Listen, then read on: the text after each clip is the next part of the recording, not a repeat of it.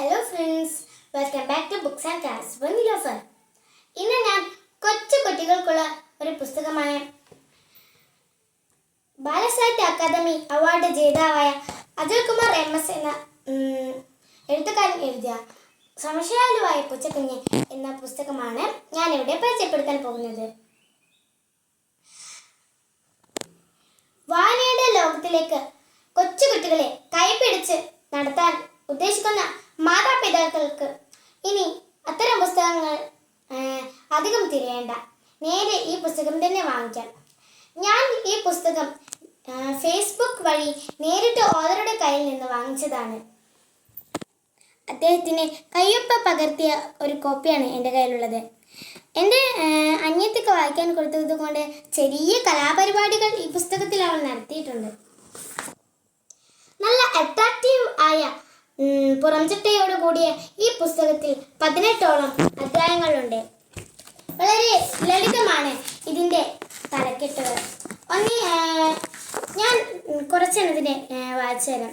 വെള്ളത്തിൽ വീണ പൂച്ചക്കുഞ്ഞ്, പൂച്ചക്കുഞ്ഞും ടൈപ്പീസും, പൂച്ചക്കുഞ്ഞും പട്ടിക്കുട്ടിയും, അങ്ങനെ കുറേ പൂച്ചക്കുഞ്ഞും എന്ന് തുടങ്ങുന്ന ടൈറ്റിലുകളാണ് ഇതിൽ കൊടുത്തിരിക്കുന്നത്. വളരെ വലിയ അക്ഷരങ്ങളും വളരെ അട്രാക്റ്റീവായ ചിത്രങ്ങളും കുഞ്ഞുങ്ങളെ ഇത് വേഗം ആകർഷിക്കും. ഞാൻ ഇത് കുറച്ച് വായിച്ചു തരാം. വീടിനുള്ളിൽ വെറുതെ ഇരുന്ന് മടുത്തപ്പോൾ പൂച്ചക്കുഞ്ഞ് നടക്കാൻ ഇറങ്ങി. നടന്നു വീടിന് പുറകിലുള്ള കുഞ്ഞു കുളത്തിനരികിൽ പൂച്ചക്കുഞ്ഞ് എത്തിയപ്പോൾ അതാ ഒരു തവളക്കുഞ്ഞ്. പൂച്ചക്കുഞ്ഞ് തവളക്കുഞ്ഞിനെ നോക്കി ചിരിച്ചു. തവളക്കുഞ്ഞ് പൂച്ചക്കുഞ്ഞിനെ നോക്കി ചിരിച്ചു. നീ കുളത്തിലാണോ താമസിക്കുന്നത്? പൂച്ചക്കുഞ്ഞ് ചോദിച്ചു. അങ്ങനെ ലളിതമായ വാക്കുകളാണ് ഇതിൽ പ്രയോഗിച്ചിരിക്കുന്നത്.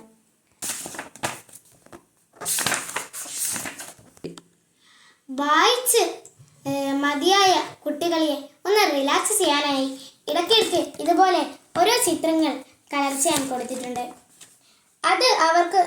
അത് കാണുമ്പോൾ അവർക്ക് തോന്നും ഇനിയും ഇതൊന്ന് വായിച്ചാലോ എന്ന്. ഞാനിത് പലതവണ വായിച്ചിട്ടുണ്ട്. പീരീഡ് പപ്പർ എന്ന പബ്ലിക്കേഷൻ ചെയ്ത ഈ പുസ്തകത്തിന് 580 രൂപ വിലയാണ്. എൻ്റെ UKG പഠിക്കുന്ന അനിയത്തിയെ കൊണ്ട് ഞാൻ ഈ പുസ്തകം വായിക്കാൻ ശ്രമിക്കുന്നുണ്ട്. ഈ പുസ്തകത്തിൻ്റെ കൂടെ ഞാൻ കുറച്ചുകൂടി പുസ്തകങ്ങൾ വായിച്ചിട്ടുണ്ട്. അതിൻ്റെ റിവ്യൂകൾ ഇനി പല വീഡിയോകളിലായി അപ്ലോഡ് ചെയ്യാം.